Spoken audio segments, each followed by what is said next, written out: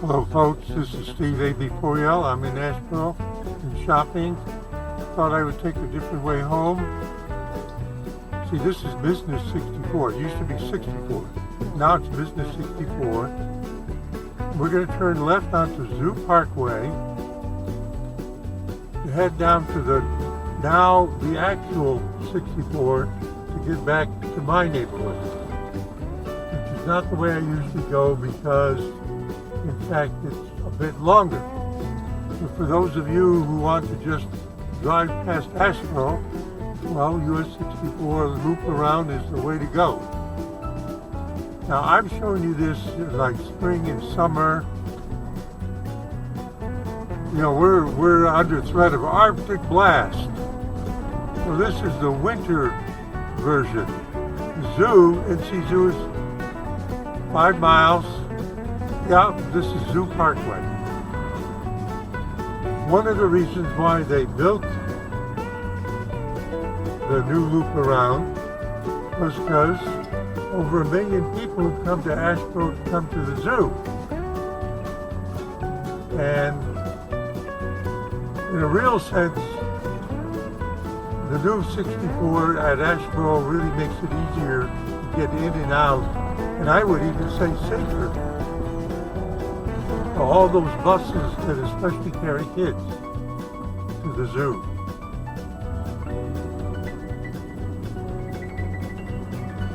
So we're actually headed,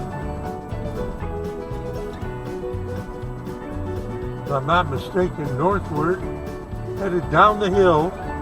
Yeah, the Piedmont is, I love the Piedmont because it's what I call hill and dale. Hill and dale. Now right along, it's a nice neighborhood. We're headed to get to 64. But this is the way you would also be driving if you wanted to get to the zoo. Think of the buses that came along 64 and then turned down in this neighborhood, and there were other ways for them to get to it.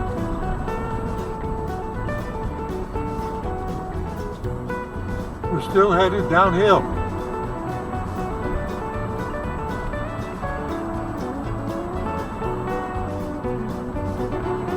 Now, I have in the past worked on the little bridge. I have in the past, this is a part of the headwaters of Little River, which begins in Asheboro, the edge of Asheboro, and flows south. And I've fished all along it, different places I've fished there, the very headwaters, the source. See, I know my geography around here, for one reason or another.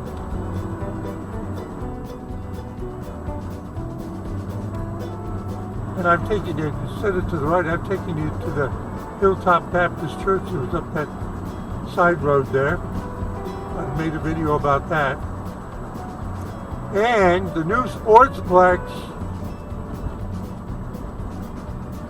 is coming up on the left. See that sign right there on the left? That's the new Sportsplex. I need to come around here. The gates are open. I presume we can come up and do pickleball and whatever. I could turn left there. That's an interesting ride also. And I know that ride primarily because of fishing creeks there. See, we're still going downhill. Do you notice that? We're losing elevation. That would be one of the reasons why Asheboro itself would never be underwater. Got it? Now there it is. And we're going to go past that, loop around, and we're going to go left. We're going to go to the left direction, away from the sun. We're going to head eastward. The sun is to the right, so that's westward, right? Sun rises in the east and sets in the west. When did I learn that as a kid? Isn't it beautiful here? North Carolina has so many trees, it's incredible.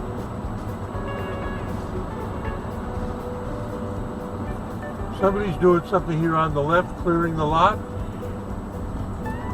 So they cut down the trees. You got to get rid of the stumps and all that stuff. Now we're going over it again. And I got to look for the sign so that I go, see, the zoo is to the left and 264 is to the right. So this road junction, you would go left to go to the zoo. So they would come off of 64 and head straight into the zoo. See, that's a big shortcut. Now we're paying attention to the sign. Greensboro and Rockingham. Well, Greensboro is north and Rockingham is south. I'll tell you a little story. Rockingham County is up north of Greensboro at the Virginia line. And Rockingham City is directly south, down at the South Carolina border. Yeah. Now, I want 64 east. So I'm taking this arrow here. And again, I'm going under. You see the elephants? That's commemorating the zoo. Why do I think I did the wrong turn? Did I do the wrong turn? No. The sun's behind me. The sun's to the west. I need to go east. I need to go toward Raleigh, the capital. So I caught the correct sign. And there it is. The Indianapolis 500 Raceway is open ahead of us. Now, I'm going to tell you something.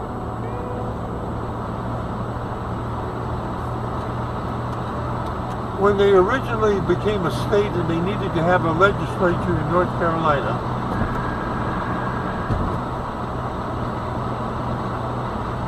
they wanted to pick a place that was central. And that ended up being Raleigh.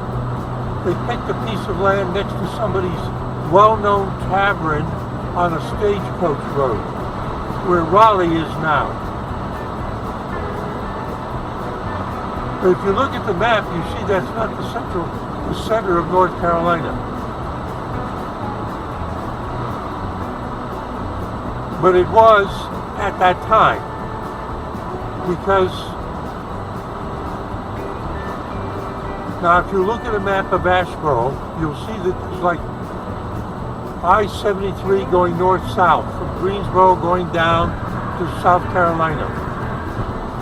If you were to go down there and then a little bit westward, that was the westernmost boundary of North Carolina settlement when they decided to make what became Raleigh the state capital. You follow that? Actually, if you go down, there's what's known as Indian Mound. To give you an example of what the Indian settlements look like. Actually, there's an Indian Mound up Hoover Hill Road. Go up Hoover Hill Road near here, a little further west, and then go on Covered Bridge Road, and when you cross Uwharrie, on one side of it there was an Indian Mound village.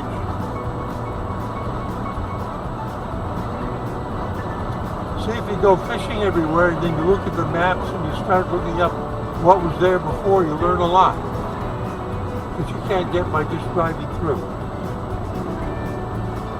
So I'm doing between 60 and 65. Don't you like all the pine trees? See how green they are? Which you should keep an eye open for. Like looking right there, you see the bank is exposed. You should see if there's any places where there's an exposed bank and it's eroding. Because I've noticed even this past week that on the route going back to where I live, at that end of the bypass, they're still planting trees. So they come every now and then and they plant like a dozen or 20 trees, and then they come back later, a couple of months, and they do some more. So it's a gradual process. Erosion control. Do I know anything about erosion control being an Aggie? Yeah, there was a period of time in the 90s when it was a big deal where you would grow something in the winter to give you a cover crop, but then you go and plant your soybean seeds right directly in it without actually deep plowing, all in an effort to cut down on the amount of erosion that occurs every time it rains. I'm just running my mouth. Now this is a way to loop back to Asheboro, right? If I came my regular way into Asheboro, just as I get to like the Food Lion, there's NC42 meets Business 64, and if we were to get on this turnoff, that's where it would take us. See? You would loop back onto Business. That's what that is. 49 and 42 kind of cross each other.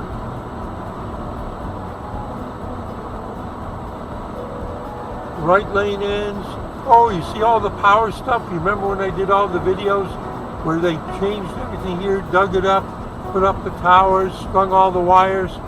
Because that's not the way they went across the road before. They were further down, and that would have interfered with the construction. So now we're at actual US64, and to the left, if I made a sharp left, I would be suddenly on an exit to Business 64 going back into Asheboro.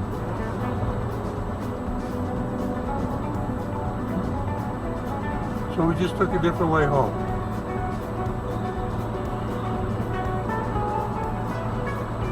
'49 North.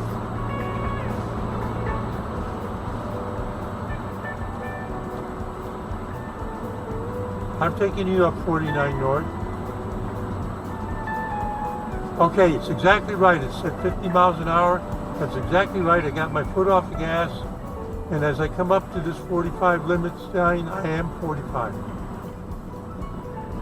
If you were to continue this way, which is both 64 and 49, and you get to Ramseur, you then would turn to go north to Liberty.